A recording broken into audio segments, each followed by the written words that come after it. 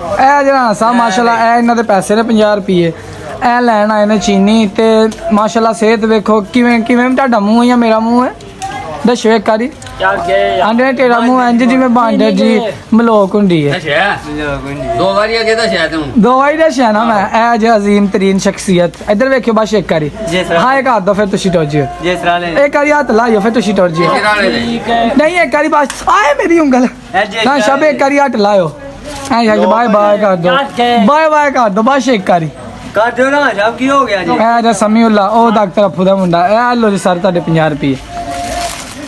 एक बारी हाय हाय करो बस बस बस हेलो हेलो हेलो हेलो रान साहब हेलो ए वेला नाराज हो गए जे 50 रुपये चो चीनी लैन आए तो मैं रान साहब एक बारी हाय कर दो तो नाराज हो गए यार के यार आ देखो रान साहब एक जुगट तो मनु मारियो एक जुगट मारे बस एक जुगट ओ मैं मुंडू नहीं ओ एक जुगट ओ के यार ओ एक जुगट बस एक जुगट बस एक शाबाश एक तुसीं नहीं रान साहब चढ़वा सकदे शाम अजे वेखियो हसदे जे बड़ा ही प्याला मुखड़ा इन्हां दा माशाल्लाह हेलो यार पैसे लाइया अल्लाह दी कसम लास्ट वाली पैसे लाइया बाय बाय कर दो जानदे हां बाय ठीक है ए साडे बच्चे जे ए देखो ए छड्डी ना जे ए देखो ए मेरे पापा दी नजायज़ औलाद सॉरी मेरा भरा है ओ जैम जे ए जे ए welcome bye back to guys वो वेख्या इस बंदे ने मेरा मोबाइल अगे खो लिया सी ठीक है शतानियां करदा मेरे नाल मेरा मोबाइल इन्हें खो लिया सी ते फड़ के मैं डिलीट कर लगा कुछ नहीं व्लॉग इंजॉय करो इंजॉय योर सैल्फ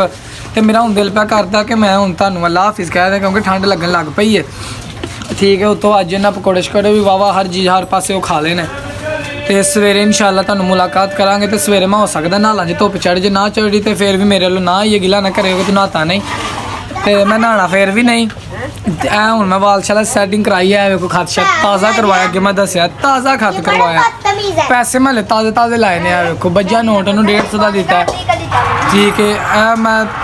खत शत मैं करा लिया पिछले चाचू आवाज़ डाल के ना चाट दी नहीं लानी तुर चले ने उन्होंने तो बर्गर मन्ने हूँ उन्होंने बर्गर खवा ली और रौला पाने पे मैंने भुख लगी है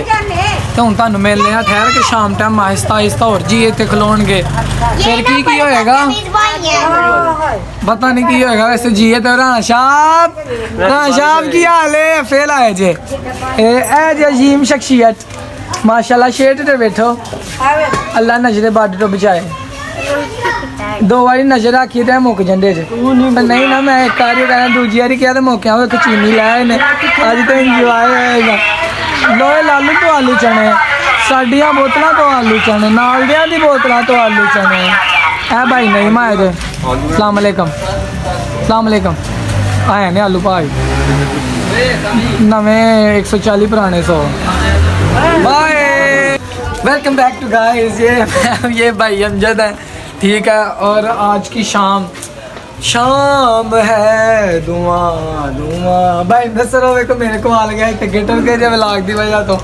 कुछ बंदे नहीं बेच आना चाहते ऐसे तुसी साडे चैनल नू लाइक करो सब्सक्राइब करो एंड शेयर कीजिए अल्लाह हाफिज़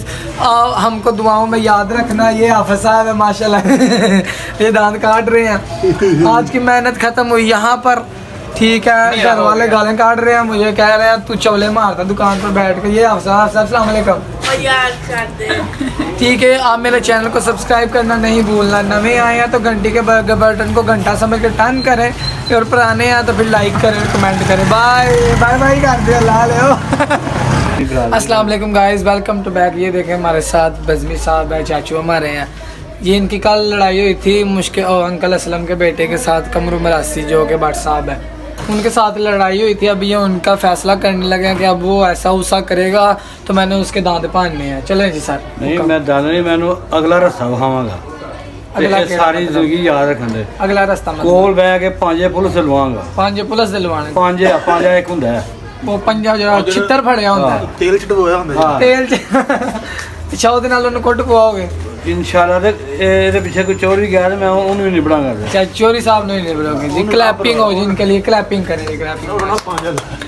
ऐ ने बस साहब ते भा कमरू तू है की समझे धमकी या जो भी समझ नहीं समझ ਜਿਹਨੂੰ ਸਾਡਾ ਉਹਨੂੰ ਤਲਕ ਵਾਸਤਾ ਕੋਈ ਨਹੀਂ तलक वास्ता एक एक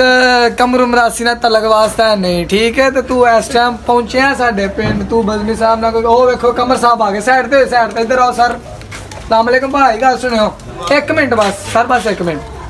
ऐने कमर भाई ठीक है ना वे तो तुहाले माशाल्लाह बड़े प्यारे ने लानता पईयां भैन अंगरा